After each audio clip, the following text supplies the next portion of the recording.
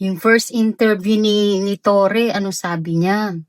Wala daw siyang sama ng loob sa admin ni Bongbong Marcos or kay Rimulyan pagtanggal sa kanya. Tapos ngayon, meron pang nakita na kasama niya si Dilima. Alam mo 'to, malamang 'to magpapagamit 'to si Torre sa mga dilawan, eh. Malamang 'to 'pag ito hindi nabigyan ng posisyon ni Marcos, 100% aano 'to, magsasalita 'to si Torre. Magsasalita 'to si Torre against kila Marcos. Kasi hindi na ano, hindi kumbaga may sad moment pa rin yan si Torre kahit papaano. Kahit sabihin niya na hindi hindi hindi siya sad or hindi siya wala siya sama ng loob about sa nangyayari.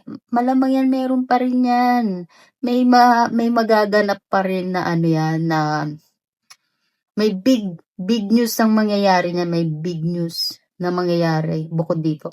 Pero guys, dapat focus tayo sa flood control kasi nililigaw tayo ng admin na 'to para mapagtakpan yung flood control, 'di ba? Kasi akala nila 'pag si Tory yung ginawa nila ang topic ng media is mawawala na yung focus ng tao sa flood control. Yun ang pagkakamali nila.